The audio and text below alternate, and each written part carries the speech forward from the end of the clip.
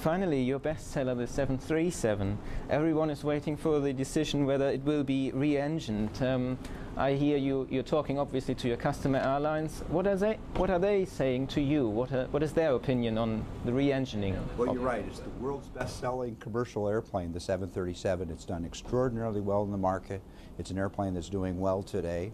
But we have some opportunities in front of us. The engine manufacturers have come to us in the last year or so with new engine capabilities. We're looking at the possibility of re-engining the airplane. We're also, at the same time, as we look at the possibility of re-engineering, we're looking at the option of ultimately replacing the airplane or bringing a new airplane to the market. So we're working on those options. We're looking at the future of the airplane, and we will come up with a plan, or our plan is to come up with a plan by the end of the year. And you also work on your 787-9. The development of that aircraft, will that have any kind of influence on the decision whether you embark on a whole new 737 replacement or re-engineering, or is that completely separate, it won't have any impact? Well, I would say at this point they are completely separate. You know, the design on the 787-9, or I should say the configuration, is set. So we're now working on the detailed design of that airplane. That's an airplane that's going to enter the market at the end of 2013. So it's going to be worked, it's part of the plan. We have the resources to do that, and that's going to be absolutely a great airplane.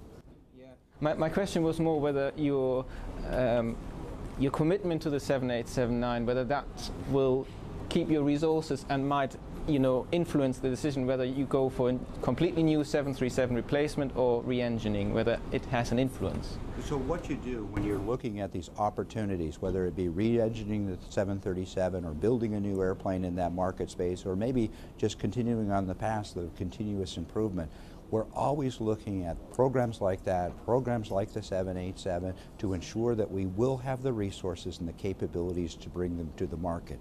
So as we develop that plan, we're clearly looking at ensuring that we can do all of those things, that whatever we commit to, we can support in our schedule.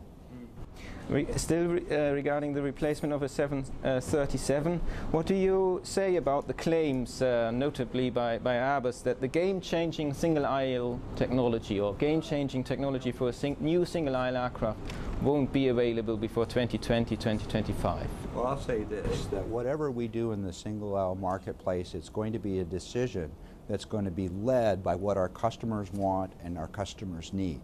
So we're going to balance what they want and they need versus the technologies that will be available in the future. And when those technologies align with the requirements of the market, we'll be able to bring that new airplane to the marketplace. So they're not necessarily wrong with that claim that the new technology will only be available in 10 to 15 years' time? I put it this way, the technologies will be available. They'll probably be available after the year 2018, 2019, 2020, but it doesn't preclude us from going forward with a new airplane if we can have that right suite of technologies to meet the requirements of our customers. If you were to re-engine this, if you were to decide to re-engine the 737, what would be the main technical challenges? Well, we've already looked at engine options from all three of the manufacturers. We know that all three of those engines are technically feasible. They'll work on the 737. Now what we have to do is go to our customers to understand if those options work for them. Does it provide the type of value proposition that they need? Then we have to come back, select one of those engine options, maybe more of those engine options, work through all of the technical work so we have a well-defined work statement, and to ensure that we have the manpower, the engineering, the labor to make those plans happen, and then we can do our business case. The business case says it's the right thing to do, we'll go forward. So there might be a possibility that if we were to re-engine, that we also have an engine option for the 737. There might be more than one supplier. Well, we'll have to wait to see where we are at the end of the evaluation. Question: what is Boeing going to do to fend off the C series, or the C series that is trying to bite into the lower end of the 737 A320 market? Well, as I said earlier, to be successful in the market, you have to listen to the marketplace. You have to listen to your customers. You have to deliver an airplane that will bring your customers more value than the competition. So it's not the competition that you watch as you develop new airplanes, it's the customer. Focus on what they need.